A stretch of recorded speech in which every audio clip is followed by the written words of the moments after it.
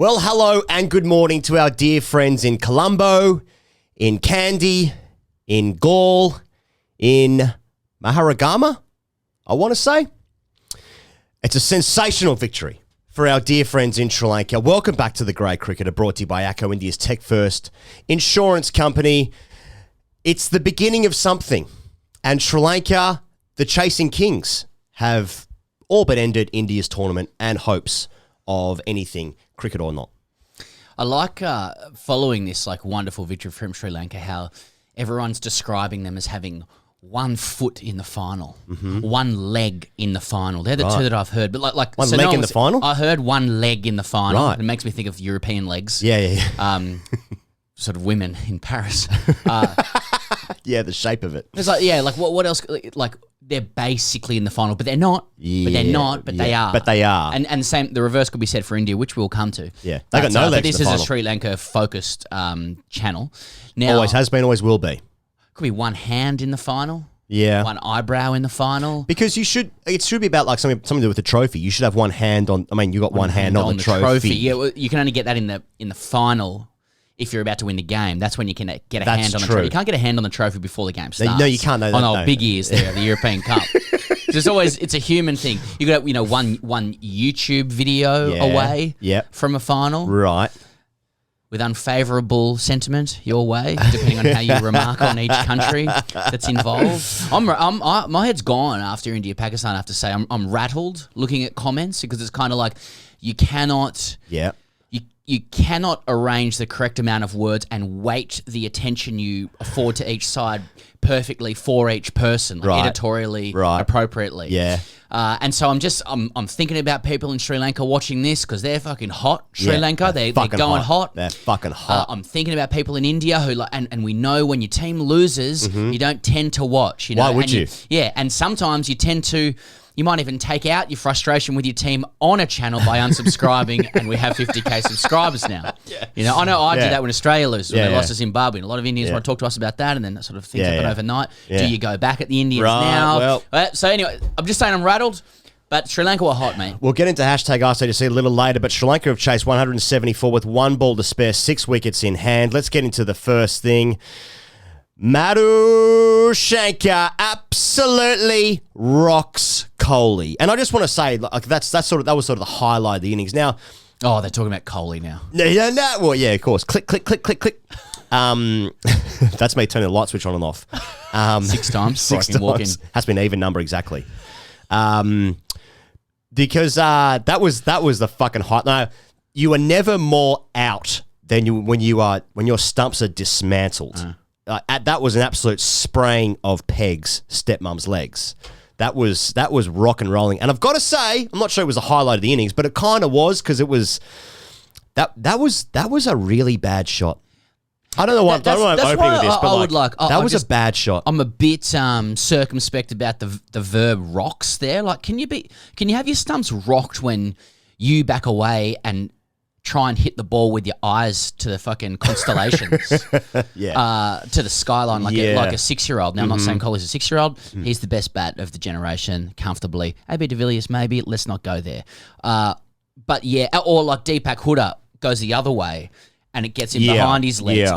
You know that ball where in T20 cricket, guys step across and it's like the audience can see the stumps now, and you're like, oh God, is it going to hit? Is it going to hit? With Deepak Hooda, that happen? Anyway, now we're getting into what rocks means. Yeah. KOHLI, 0-4.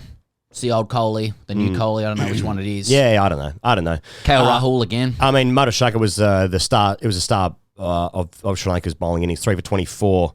Karunaratne also very, very good in middle overs, 2 for 27. Could have had 3-4 if Hasaranga could catch off that last ball against Ashwin. But I thought India shaped up pretty nicely. I think we are going to talk about the toss in the next thing, but I thought they started pretty nicely. Rohit Sharma looked somewhere near his best, 72 off 41. He looks to have found some form. The big bear. Yeah, the big bear. Now, why do captain runs mean more? Because they do. Like when he got 50, I got to say the Indian lads in the sheds were up and about.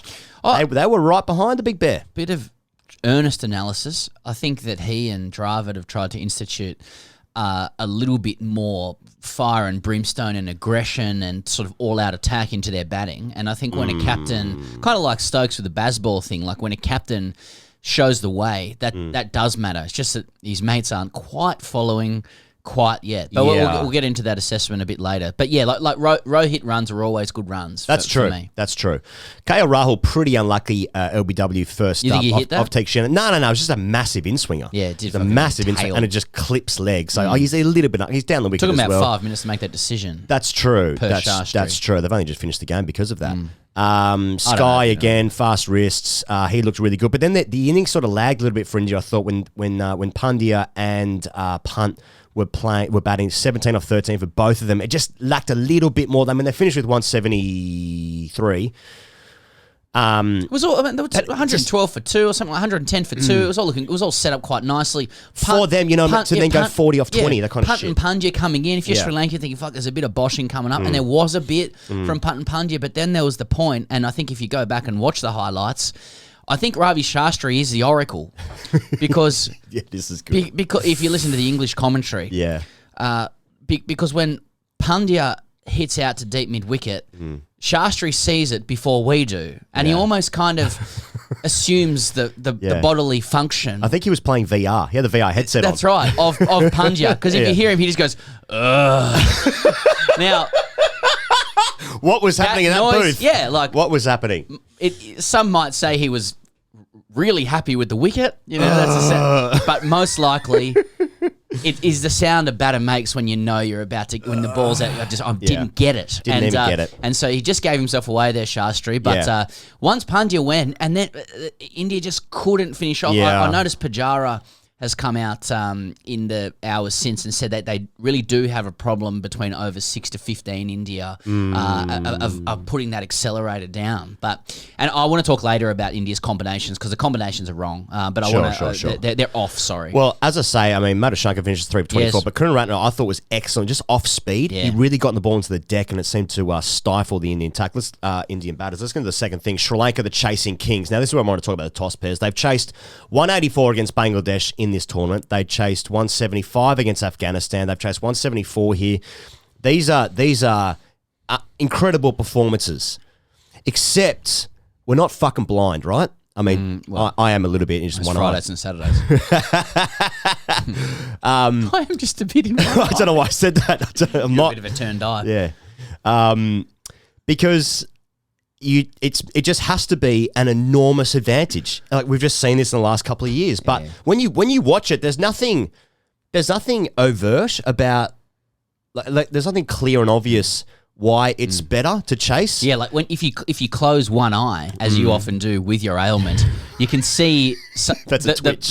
You can see the bowling team in that second innings winning games. They just don't. They just don't, though. It just doesn't seem to happen. And the skills of the batters, especially from Sri Lanka here, and what Australia did in the World Cup. Now, they're fantastic chasers. The skill of the batters is just so good, but it's not an anomaly. Like, this is happening over and over again. The only teams that have lost chasing are Scotland and Hong Kong in the last 2 years of these games playing. I mean, so it's like, okay, you just win the toss, and then you bat second, and then you win the game. And they just didn't execute those days. That's true. I thought Scotland were very unlucky. Yeah, that's right. They were good value. I mean, sure, Hong Kong got bowled out for 38 the other day, but I thought if things could have been different, that can happen. T20 we did say that can happen. Yeah, that can happen. Right. Unbelievable opening stand from Nasanka and Kusal Mendes, 52 and 57, both off 37 respectively. Opening stand off 97 off 11 overs. That sets it up. 59 in the power play. Delicious. Ooh, that's delicious. Look at that. 10 and over in the power play. Have a look at that. Do you like Kusal Mendes? I like it. Fucking oath. I like it. Yeah. Mate, Sri Lanka's hot. They're young. They go hard the whole time. Mate, it's funny with the T20 World Cup, which is what I think this is laddering up to. I don't know. But I don't know what. Nothing ladders up to anything. When you think about sport, actually, it's the David Mitchell skit. Yeah. Like, it's just on and it's eternally on. Yeah, that's right. And you win and they win. I think this actually ladders up to the South Africa-England test match later this week. I think it's paired with it ladders up to death when everything goes black. It does. Everything. And then it does. It's not a joined up strategy. No, it's just not. Games that happen. Yeah. I'm quite nihilist about it. Anyway. I like it. Nile River. Now, So what are we saying? Sri Lanka, they actually have to qualify for the T20 World Cup. They got to go through. So they got to knock over a Dutch side. Yeah, and good. A couple That's other shit. guys. Yeah, Oman or whatever. Well, they're not. They're dangerous. They knocked over Australia a couple of times as well. I think. I can't really. I don't remember that. No, actually, people think we're saying that because they did win. And we don't want to talk about it. I don't remember. It's colours, and there was some Australian colours in the stands. I've got to say, my only criticism of Sri Lanka is that I think they've got the highest ceiling for best kit. They've got the highest ceiling. And like their kit, I'm not saying it's a bad kit. I just think they can do better. Oh, I see. I think there can be some magic with because kit. of your expectations on their kit. The ceiling's you actually the highest. it's like I expect more from you, from the favoured son. You know, I don't expect that of him. I don't expect of the other that. one. He's like, well, why do you let him get away with that? Yeah. He's going to be a criminal. Yeah. But Sri Lanka's kit, I expect much higher. I expect that on. He's going to be a criminal. That's right. He's most likely a criminal. If he's not, then we've done really well. That's a great. Yeah. That's his ceiling. Yeah. Non-criminality. Yeah, I agree with Sri Lanka's kit. Right. Yeah.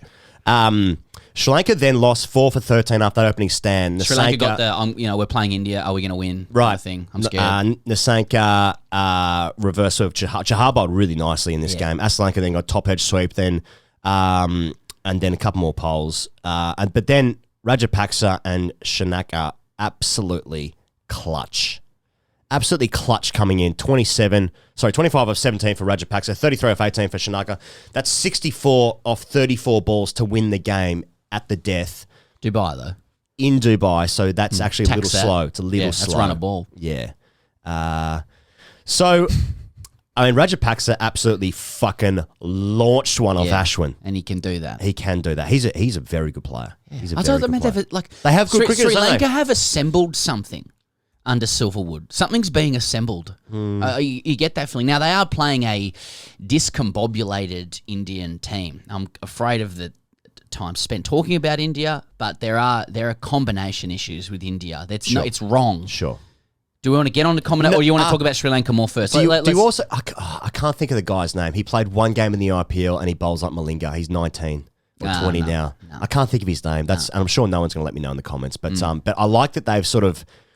It's like unfreezing Bradman and playing him now. Like there's some sort of lineage there. There's something happening with Sri Lanka. I want it. Until they lose a toss.